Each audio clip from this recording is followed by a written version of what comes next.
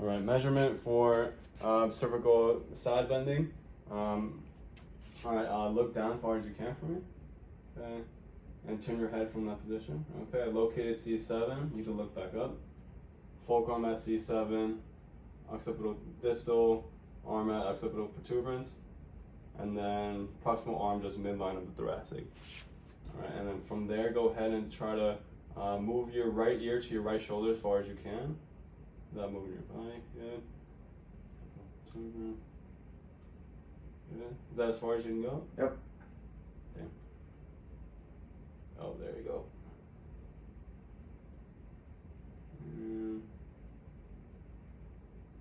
Nice. Okay, so I got 20 degrees of lateral flexion. Okay, so this is go-to measurements for shoulder complex flexion. I'm going to first feel for the greater tubercle. Go ahead and bring your hands in and out.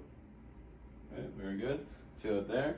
And all you're going to do is try to raise your arms up far back as you can. All right, I'm going to place my arm and stabilize the trunk and ribs. Good, is that as far as you can go? Yep. Good. All right, so hold that position. The fulcrum is at the greater tubercle. The distal or the proximal arm is at the midline of the thoracic, and the distal arm is at the lateral epicondyle. Lateral epicondyle. Good. Good. Nice. So its active is at 170. Okay. And so for now, we're gonna do passive range of motion. So I want you to do the same thing again, and then stabilize his trunk. And I'm gonna feel as far as you can. I'm gonna feel and feel. Good, and that feels firm. I want you to hold that. Measuring the same places. Good, to the lateral epicondyle. So that's now 174, so a little better. All right, nice. All right, so to test for glenohumeral internal rotation, I am going to stabilize his glenohumerus, and I'm just asking to actively move your hand down to the ground as far as you can go. Okay, that's not good. So I'm going to palpate his olecranon and his ulnar styloid. And the fulcrum is at his olecranon. Distal arm to perpendicular to the floor, and his our proximal arm distal to the floor, and distal arm at his ulnar styloid. Okay, and with that I measured 41 degrees. So, yep. And now for passive, I'm just gonna bring it along with him, stabilizing the GH. That feels about good. M feel is firm. And then just to measure the same thing again. There's a little bit more at around 59 degrees. Wrist extension, go to metric. I'm gonna have one wrist a little bit off the table, good. I'm gonna feel for his lateral aspect of his wrist and from the tricretron, and then palpate the olecranon, lateral aspect of the ulnar and olecranon. Okay. And more than all you're gonna do, I want you to bring your wrist up far up as you can. Very good. Fulcrum is at the lateral aspect of the wrist and tricretron. Proximal arms at the olecranon process. Good. And the distal arm is at parallel to the fifth metacarpal, and that is around 65 degrees. So you're gonna rest the head. And then same thing, I'm gonna check for end feel. Good. That is very firm. I want you to hold that position. Very good. Now, that is 70 degrees.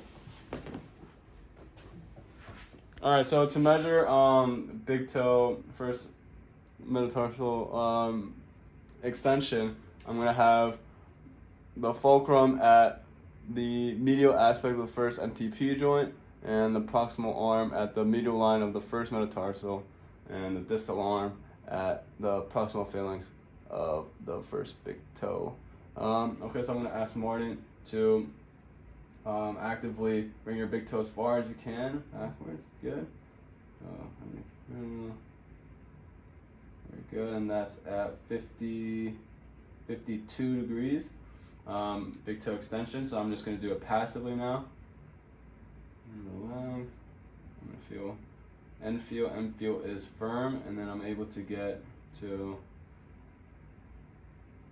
66 degrees. Testing shoulder horizontal abduction, MMT.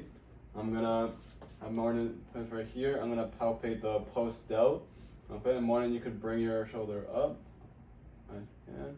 Good. I'm gonna stabilize his scalp and everything. All right, good. So I want you. Don't let me move you. With his mouth, medium, and strong. Good. All right. So he broke at from moderate to strong. So I'm gonna give that a 4+. Okay. Horizontal abduction. Gravity minimized. All right. I'm just gonna assess his posterior deltoid. All right, Martin. You're gonna bring your arm back as far as you can. Okay. I see his pot delt working. Good. And I want you to resist my push, okay? So I'm gonna go mild push.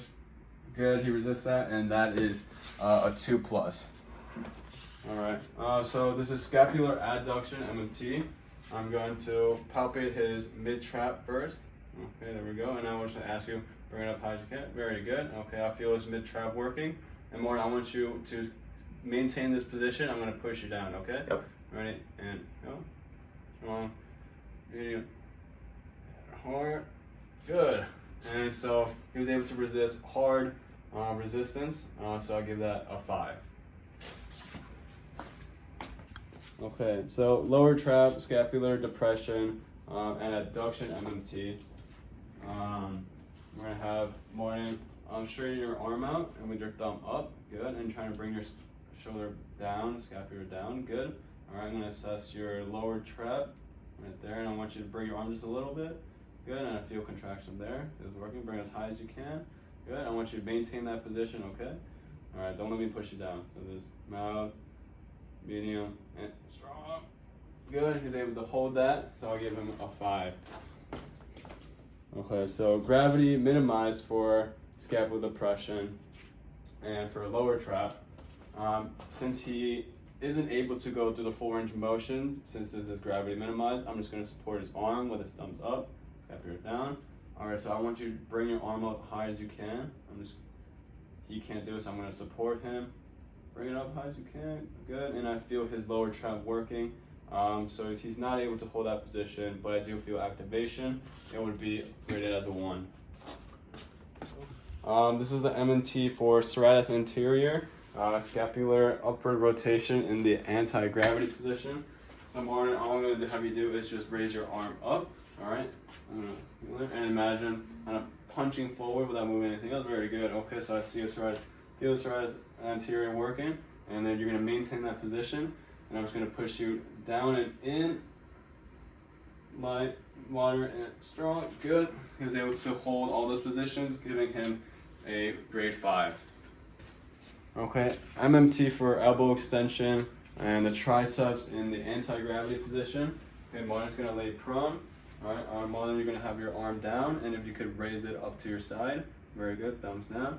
I'm gonna support his arm over here, and then I'm gonna push down in his forearm to really work that triceps, okay? So Martin, just resist my push, okay? And mild, moderate, strong, very good. And he was able to hold all 3 positions, giving him a 5. Okay, so MMT for elbow extension, gravity minimized. I'm going to have Martin raise his shoulder up like this. All right, so I'm going to support his arm and his wrist, and all you want to do is just try to straighten your arm from this position. I'm just holding it, so let him go through the whole range. Very good, he's able to go through the whole range. Now I'm going to test a little bit of push, just mild, and good, he's able to hold mild position in the gravity minimized. So that'll be graded as 2+. Okay, that's All right, testing MMT for wrist flexion, especially for the all the flexors for the wrist. I'm gonna have Morton seated like this, wrist off the table, and Morton, if you can, just flex your wrist as far as you can. Relax your hands. Good. There we go. I feel his flexors working, and I want you to maintain this position. Okay, I'm gonna stabilize his forearm, and just try to pull down on his hand. And just mild, medium, and then strong. Good. He's able to hold all 3 positions without any breakage. So I give him a 5.